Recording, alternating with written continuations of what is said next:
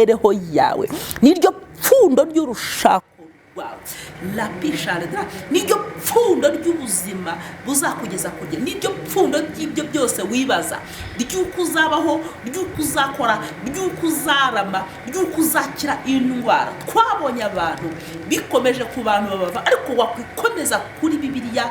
Imana yavuganye nawe ikaguha amasezerano, Imana ikagira ibyo ihindura, ikagira ibyo yubika, ikagira n'ibyo igira ite yubaka.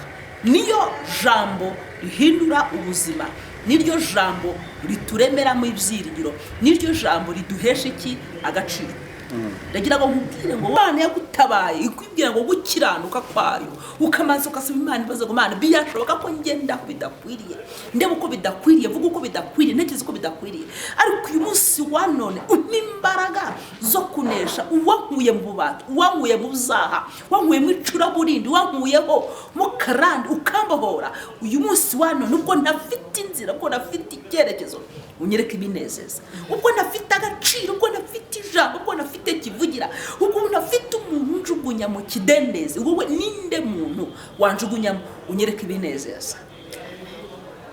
Ubwo nta muntu n'umwe uvuga neza, ubwo nta muntu n'umwe mu mahirwe y'ubuzima, ariko Uwiteka akuvukishirize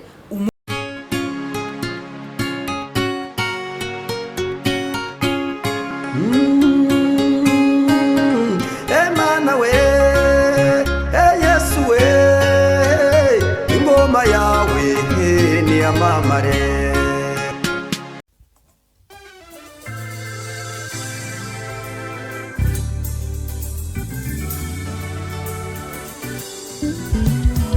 Siribi Studio ni igisubizo cyawe. Bahanzi, baririmbyi, namwe makorari mwifuza gukoresha indirimbo zanyu muri studio, ni mugane Siribi Studio tubakorere neza audio na video. Wifuza gukora live recording cyangwa se live, tugane tubigufashemo. Wowe ufite ubukwe ukaba ukeneye abagufatira amashusho n'amafoto yabyo neza, ntugire impungenge, gana Siribi Studio. Ibiciro byacu ntabwo bikanganye. Dukora mu mujyi wa Musanze ndetse no mu mujyi wa Gisoro muri Uganda. Akarusho kandi ku baririmbyi ushaka gukora indirimbo 3 wongezwa iya 4 ku buntu.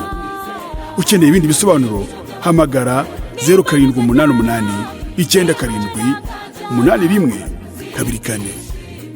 Siribi Studio ni igisubizo cyawe.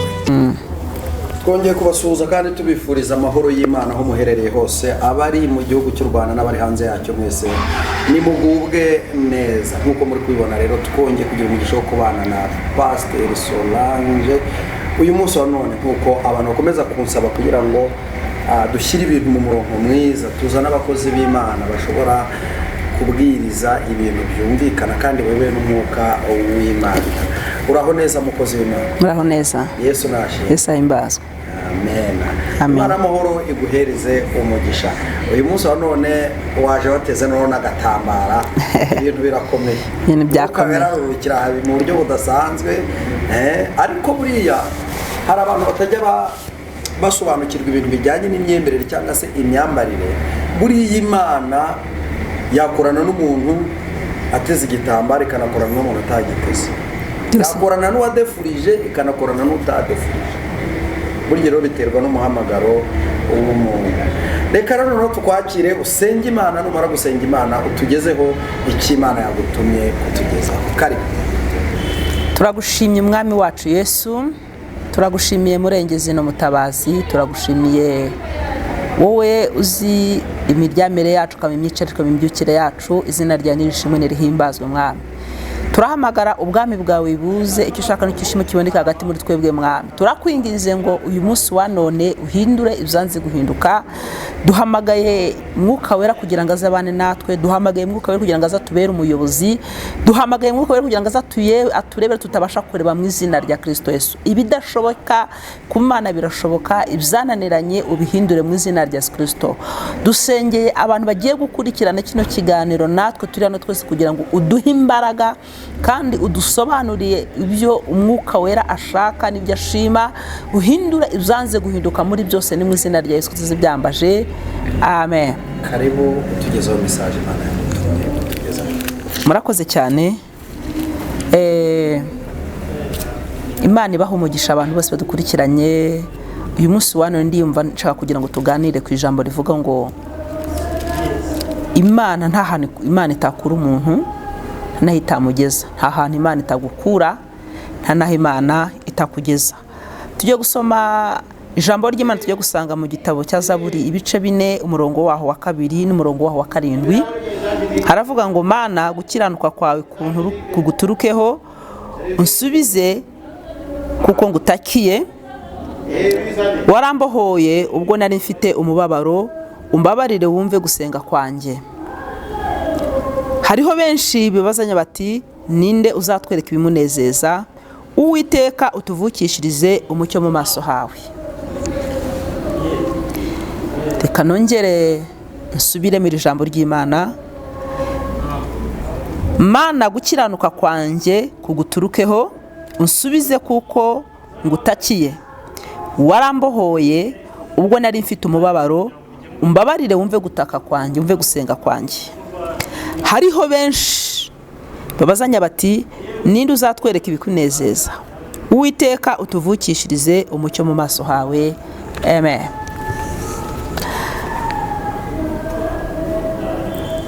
Iyi Zaburi yari indirimbo, yari Zaburi Dawidi yaririmbiye abaririmbyi bari bageze mu gihe kigoye, bari bageze mu gihe cy'amakuba, bari bageze mu gihe cy'akaga. Arangije Dawidi ahimba iyi Zaburi kugira ngo ayiture abaririmbyi. Uyu munsi wa none nta wundi Dawidi uhari, nta n'undi muririmbyi uhari, ni wowe ubwirwa kugira ngo aya magambo y'Imana agire ahagukura, agire n'ahagukomeza. Ngo Mana gukiranuka kwanjye kuguturukeho. Uyu munsi twebwe ntago dufite gukiranuka, ariko yaratatse ngo Mana gukiranuka kwanjye kuguturukeho, unsubize kuko ngutakiye, warambohoye ubwo nari mfite umubabaro, umbabarire wumve gusenga kwanjye. Uyu munsi wa none hari ibintu byinshi ubwira ngo Mana gukiranuka, njye simfite gukiranuka, ariko unshoboze gukiranuka kuguturukeho, unsubize wumve ko ngutakira. Ahantu hose uri ubwira Imana ngo Mana gukiranuka kwanjye simfite gukiranuka nkuko bikwiriye, ariko wumve gukiranuka kwanjye guturuke, umpe imbaraga zo gukiranuka, umpe imbaraga zo kunesha, umpe imbaraga zo gutsinda ibingerageza. Nurangiza unsubize kuko ngutakiye, warambohoye ubwo nari mfite umubabaro. Hari igihe tugira imibabaro ikatuboha, hari igihe tugira intambara zikatuboha, hari igihe tugira ibigeragezo bikatuboha, ariko ngo warambohoye ubwo nari mfite iki? Umubabaro. Umbabarire wumve gusenga kwanjye. Iki gihe Dawidi yingingaga Imana ageze mu bihe bikomeye, yingingaga Imana ageze mu bihe bigoye, yingingaga Imana ageze mu bihe biruhije, yingingaga Imana ageze mu kaga n'amakuba bikomeye. Aravuga ngo Mana gukiranuka ntaba ari gukiranuka, ahubwo gukiranuka kwawe kuguturukeho. Umunsi umwe wumve gutaka kwanjye, ngiyewe umunyabyaha, ngiyewe umunyantege nke, ngiyewe ureba nkabona nta nzira, wumve gutaka kwanjye, wumve kwinginga nkwinginga. Imana ishimwe cyane, wumve guhamagara. Nurangiza umunsi umwe warambabariye, warambohoye ubwo nari mfite umubabaro. Hari igihe kimwe nigeze gusenga mfite ibibazo urambohora, hari igihe kimwe nigeze gusenga mfite intambara urambohora, hari igihe kimwe nigeze nguhamagara urambohora ubwo nari mfite ibigeragezo bimboshye. Uyu munsi umbabarire unsubize. Umurongo wa 7 uvuga ngo hariho benshi babazanya bati ngo ninde uzanyereka ibinezeza. Ubwo hari abantu benshi biteguye kubana ngo ninde uzanyereka ibinezeza, ngo ariko Uwiteka utuvukishirize umucyo mu maso hawe. Uyu munsi hari abantu badukurikiranye bafite ibibazo bimeze gutya. Ninde muntu uzakwereka ibikunezeza? Uri mu kazi wibaza ngo ninde muntu uzakwereka ibikunezeza? Uri mu rugo wibaza ngo ninde muntu uzakwereka ibikunezeza? Uri mu buzima bw'inzitane uvuga ngo ninde muntu uzakwereka ibikunezeza?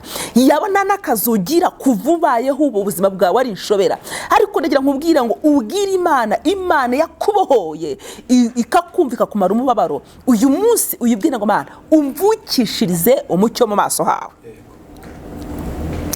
Tubayeho mu gihe bakoze ubima dufite intambara, twibaza ngo ariko Mana twavutse muri ubu buzima, twabayeho muri ubu buzima. Ninde muntu uzadukura muri iki kigeragezo? Ninde muntu uzaduhindurira amateka? Ninde muntu uzadukura mu byago dufite? Ninde muntu uzadukura muri izi karande tubamo? Ninde muntu uzatwereka ibitunezeza? Ukabaho uri umukobwa udafite icyerekezo cy'ubuzima, vuga ngo ninde muntu uzanyereka icyerekezo cy'ubuzima? Nawe usibye Uwiteka wakuvukishiriza umucyo, wakongera kuguhereza amahirwe yo kongera kwibukwa. Haleluya! Wakongera kukwereka izindi mbaraga ko Imana byose igize ite ibishoboye. Nta wundi muntu ufite ijambo rya nyuma ry'ubuzima bwawe usibye Yesu Kristo. Ngo ninde uzanyereka ibinezeza? Ngo Uwiteka wego mvukishirize umucyo mu maso hawe. Tunezeza tugenda. Ninde uzanyereka ibinezeza mu buzima ndimo? Ninde uzanyereka ibinezeza mu gihe nta miryango ngira? Ninde muntu wanyereka ibintu binezeza mu gihe nta nshuti ngira? Ngira inshuti kamvaho. Ese ninde uzanyereka ibinezeza? Ndajya gusaba akazi bikanga. Ese ninde uzanyereka ibinezeza? Ndateretwa sinda, ndateretwa abantu bakambenga. Ninde uzanyereka ibinezeza? Abakobwa baraza bakambenga, abasore baraza bakambenga, ababyeyi turashaka nitubone. Ninde uzatwereka ibitunezeza? Ngariko Uwiteka atuvukishiriza umucyo mu maso hawe. Uyu munsi wa none ndagira ngo nkubwire ngo komera, kuko Imana ngiraguha ibyishimo birenze ibya mbere. Iraguha ibyishimo birenze ibyo watekerezaga, kuko wiringiye Imana, ukikomeza ku Mana, ugahamagara Imana, ugatabaza Imana. Ndagira ngo nkubwire ngo ntubanze abantu imbere, ahubwo banze Imana imbere. Pfuka musenge, uhamagara Imana. Imana yagutabaye ikwibwira ngo gukiranuka kwayo, ukamaze ukasaba Imana ibaza ngo Imana biyashoboka ko ngenda ko bidakwiriye, ndebe uko bidakwiriye, vuga uko bidakwiriye, ntekereza uko bidakwiriye. Ariko uyu munsi wa none umpa imbaraga zo kunesha uwankuye mu bubata, uwankuye mu byaha, uwankuye mu icuraburindi, uwankuyeho mu karande ukambohora. Uyu munsi wa none ubwo ntafite inzira, ubwo ntafite icyerekezo, unyereka ibinezeza. Ubwo ntafite agaciro, ubwo ntafite ijambo, ubwo ntafite kivugira, ubwo ntafite umuntu unjugunya mu kidendezi, wowe ninde muntu wanjugunyamo? Unyereka ibinezeza. Ubwo nta muntu n'umwe uvuga neza, ubwo nta muntu n'umwe mu mahirwe y'ubuzima, ariko Uwiteka akuvukishirize umucyo mu maso hawe. Hari ayandi mahirwe Imana yavutsa ku buzima bwawe, mucyo ugatambika. Hari ayandi mahirwe Imana yavutsa ku mibereho y'Imana igati inzira zikaboneka. Hari ayandi mahirwe Imana yakuvukishiriza ukabona igisubizo cy'ibyo umaze igihe kirekire wicaye mu rugo rugushaririye. Hari umucyo w'Imana wakuvukishiriza. Wicaye mu kazi udafitiye igisubizo, urakora ntuhembwe, hari Imana yakuvukishiriza umucyo mu maso. Amahirwe ya kabiri akongera akagaruka. Wicaye nyenya amasezerano y'Imana yavuganye nawe, ubona nta nzira, senga, Uwiteka arakuvukishiriza umucyo mu maso yawe. Hari intambara ubona ufite, wabura igisubizo, ndagira ngo nkubwire ngo senga, Uwiteka arakuvukishiriza umucyo mu maso yawe. Iyo ibintu bikozwe babihirikira kuri wowe, ndagira ngo nkubwire ngo senga. Nshuti, muvandimwe, mubyeyi, mukobwa, mupapa, musore, umuntu wese wizeye Imana, wabuze icyerekezo, senga, Uwiteka arakuvukishiriza umucyo mu maso yawe. Nta kindi kintu nabonye muri iyi si kiruta gusenga. Bamwe baracura ibintu byinshi, ariko nta muntu uracura intwaro yo kugira gute yo gusenga, kuko gusenga ntibigira formule, kuko gusenga ntibigira ishusho, nta muhango wo gusenga. Ariko iyo usenze kikubwira ko Imana yacu ishoboye byose, ngo yumvira hose icyarimwe kandi karebera hose icyarimwe. Amasengesho yacu ahindura ibidari guhinduka. Amasengesho yacu atugerera kure. Amasengesho yacu atubera inkingi twikomezaho. Amasengesho yacu adukura mu buzima butari gushoboka. Nta wundi muntu watuvukishiriza umucyo, nta wundi muntu watuvukishiriza ubuzima, nta wundi muntu watuvukishiriza iterambere usibye Uwiteka. Wavuga ngo ninde watwereka ibitunezeza? Imana ikatuvukishiriza umucyo mu maso hawe. Igihe kimwe umugabo witwa Dawidi yarasenze, ahamagara Imana. Yaramaze kurwana urugamba rukomeye, ubwo yaramaze guca Goliyati igihanga bamusingiza, arabamuhereza kugira ngo abe umwami. Iriya ntebe y'ibwami yarayikoreye, iriya ntebe y'ibwami yarayiharaniye. Arangije arasenga Imana, ahamagara Imana. Ubwo intambara zari zimushaka, ajya kugisha Imana inama. Uyu munsi wa none ndakwifuriza kugira ngo urwane urugamba, ariko ubwire Mwuka Wera akuyobore, akugire inama ibyo ugomba gukora. Uko ubona nta muntu bakubwira ngo nta muntu uzakwereka ibikunezeza, nibyo koko dufite abantu batwitegeza bana ko nta byiza tuzabona, dufite abantu bazi ko nta terambere tuzagira. Ariko uyu munsi wa none Imana itwereka ibigize bite ibitunezeza. Uyu munsi wa none ubwo udafite icyerekezo, udafite inshuti uririra, Yesu niwe nshuti ubwira kandi ikakumva, ntikumvira ubusa kandi igahaza kwifuza kwawe. Jambo ryarambwiye riri muri Yeremiya ngo ntabaza ndagutabara, nkwereke ibikomeye utabasha. Impamvu Yeremiya, Imana yabwiye Yeremiya ngo yewe Yeremiya ntabaza ngutabare, nkwereke ibikomeye utabasha, nuko yabonaga ko urugamba rukomeye kandi nta muntu wamufasha kuva muri urwo rugamba. Ariko ngo yewe ntabaza ngiye gutabara, nindagize nkwereke ibikomeye utabasha. Uyu munsi wa none abantu bihugiyeho, tugeze mu gihe isi iri gukurura abantu, tugeze mu gihe isi iri kukwereka ko bidashoboka. Reka nkubwire nta kintu kidashoboka imbere y'Imana. Bibiliya nicyo kintu cyonyine gifite ubusobanuro bw'ubuzima bwawe, niryo pfundo ry'imibereho yawe, niryo pfundo ry'urushako rwawe. Niryo pfundo ry'ubuzima buzakugeza kujya, niryo pfundo ry'ibyo byose wibaza, ry'uko uzabaho, ry'uko uzakora, ry'uko uzarama, ry'uko uzakira indwara. Twabonye abantu bikomeje ku bantu babava, ariko wakwikomeza kuri Bibiliya. Imana yavuganye nawe ikaguha amasezerano, Imana ikagira ibyo ihindura, ikagira ibyo yubika, ikagira n'ibyo igira ite yubaka. Niyo jambo rihindura ubuzima, niryo jambo rituremeramo ibyiringiro, niryo jambo riduhesha iki agaciro. Ndagira ngo nkubwire ngo wowe wikwibaza ku bintu byinshi, ubuzima bukunaniye, senga, bwira Imana ngo Mana nta mucyo, zana umucyo wawe. Hari umwijima, mvukishiriza umucyo mu maso hawe. Umpe igikundiro, umpe igitinyiro, umpe ubwenge, nk'ubudahangarwa, umpe kumenya no gusobanukirwa ububwiro bw'ijambo ryawe. Tugeze mu gihe abakozi b'Imana bibaza ibibazo byinshi, ugasanga imvugo y'Imana irabaremerera. Imvugo y'Imana ntabwo iremera, uyisobanukiwe mu ijambo ry'Imana nta kintu kitahumetswe n'Imana. Iby'Imana yavuganye nawe no kubikoreza agira ite izabikora. Biratubwira ngo ndijwi ry'urangurira hehe mu butayu. Amina. Iryo jwi bizanga bikunda yirihamagaye riraza rikarangura rigagukura mu butayu bukomeye, rikagukura mu ntambara ufite. Uyu munsi wa none rero gisha Imana inama, Imana izakumva, Imana izaguha ibyishimo, umutima wawe unezerwa. Niso ijambo riri mu Migani riratubwira ngo ibyifuzwa iyo bibuze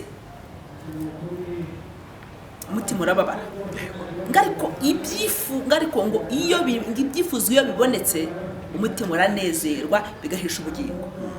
Bishatse kuvuga ngo hari ibyo twifuza uzareba ufite intambara, hari ibintu wifuza ugahangayika umutima w'ibibuze urababara, ariko iyo bibonetse ibyo wasengaga umutima wawe utuma biguhesha iki ubugingo. Uyu munsi wa none nta byifuzo ufite, senga Imana iraguha ibyifuzo bihesha iki ubugingo. Uyu munsi wa none nta cyerekezo ufite, senga Imana ibibazo maze imyaka n'imyaka wibaza bizaguhesha iki inzira y'ibisubizo byawe. Nsoza mbwira abantu ngo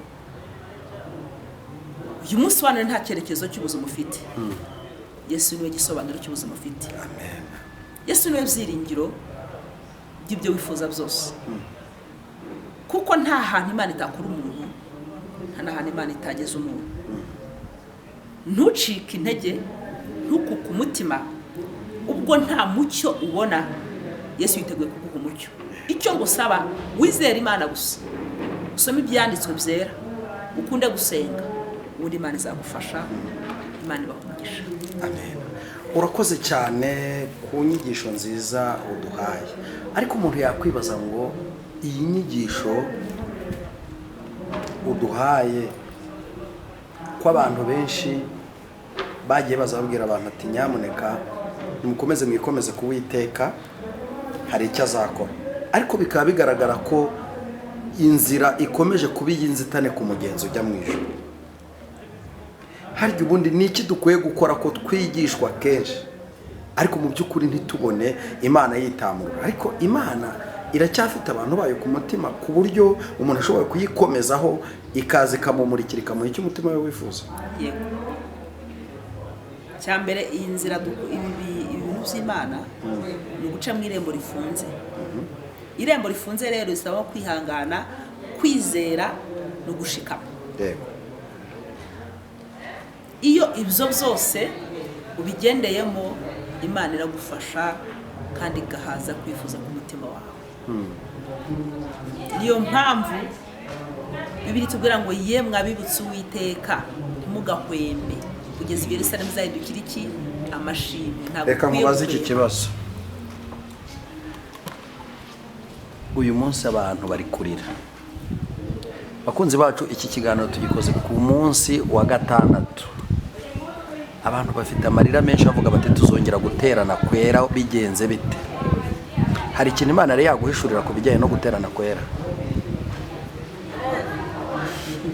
Ndabizi ko ujya ugera kuri kamera ukabihisha kuhishurirwa cyangwa se ugira iyereko, ariko noneho ndagucokoje. Ufite amakuru angana iki ku bijyanye no kongera guterana kwera? Icyo nabwira abantu, musenge udasiba. Musenge udasiba, ikindi murindi cy'Imana yavuganye nawe. Yego. Kuko ibintu byose bijya kuba byari byavuzwe n'Imana. Ntabwo nakubwira ngo Imana yarambwiye mureke turindire. Wowe ku cyawe giti nk'umupasiteri, ni iki wabwira intama zawe? Kuko intama zose burya ni iz'umwungeri.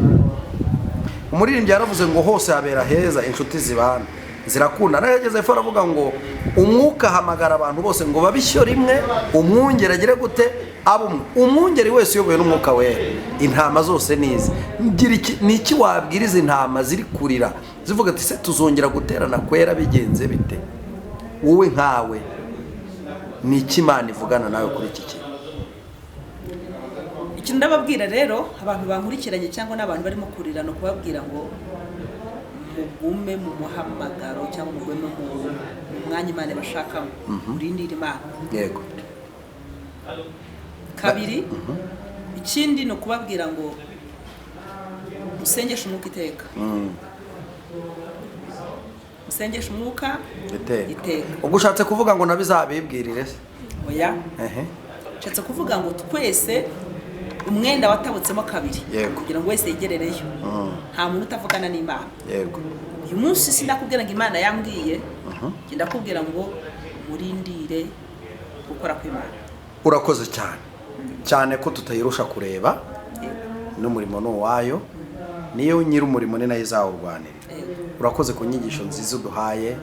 Imana amahoro iguhereza umugisha. Tambutsa nimero yawe ya telefone. 078 350 11 34. Murakoze cyane. Imana amahoro ibahereza umugisha. Shalom.